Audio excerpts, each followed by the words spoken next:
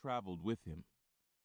At the turn of the century, in 1800, Clark had his 30th birthday. York was in his late 20s.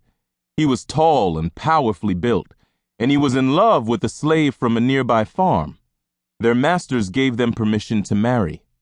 A marriage between slaves was a simple ceremony, usually conducted by the master of the house or plantation.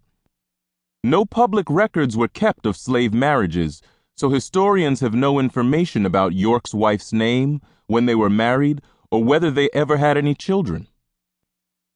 In July 1803, William Clark received a letter from Meriwether Lewis, who had become a friend while they were both serving in the Army. It told of President Thomas Jefferson's plan to explore the unmapped West all the way to the Pacific Ocean. Lewis asked Clark to help him lead this extraordinary expedition. Clark accepted eagerly. He wrote, "My friend, I join you with hand and heart."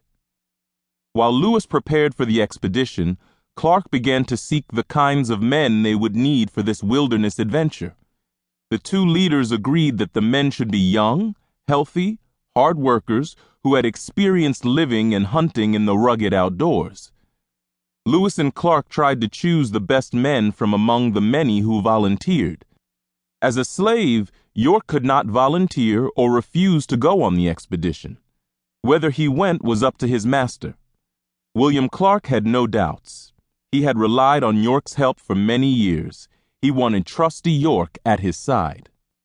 The Lewis and Clark expedition, called the Corps of Discovery, set out on May 14, 1804, by boat up the Missouri River. York was one of about 46 men who rowed the Corps' large keelboat and two smaller flat-bottomed pirogues.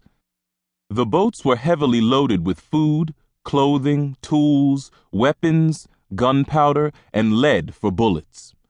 The cargo also included many bundles of beads, scissors, combs, knives, and other items the men could use in trade with Indians. The Missouri was wide, swift, and dangerous. The boatmen had to avoid branches and sometimes whole uprooted trees swept downstream by the current. At times, York and the other men struggled to free a boat that had become stuck on a sandbar. Each day, the crew labored many hours using oars, long poles, or tow ropes to advance about 10 miles upstream. Each morning, some of the men set out on foot with their rifles to hunt for the expedition's meat. Meriwether Lewis often explored alone with his Newfoundland dog, Seaman. He collected leaves of plants and made observations about the land and its wildlife. Clark usually stayed aboard ship, estimating distances and taking compass readings that would help him draw accurate maps. Lewis and Clark, as well as several other members of the Corps, kept journals. They wrote of many things, from pesky mosquitoes to badgers, bison, and other animals they saw for the first time in their lives. They wrote about daily events, dangers, and jobs well done.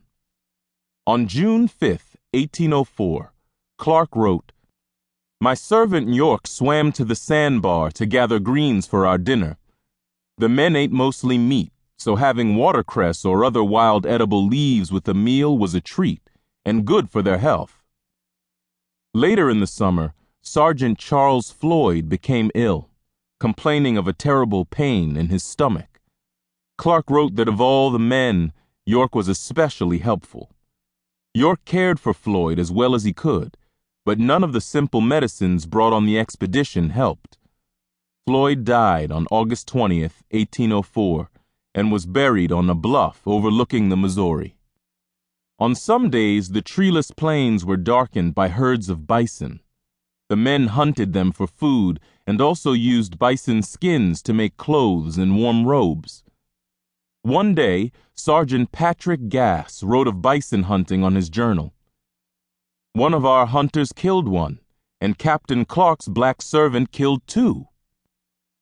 In September, the expedition paused for 3 days near the villages of the Teton Sioux, while Lewis and Clark met with the leaders of this powerful tribe. One of their goals was to learn about Native Americans and to promote friendly relations with them. However,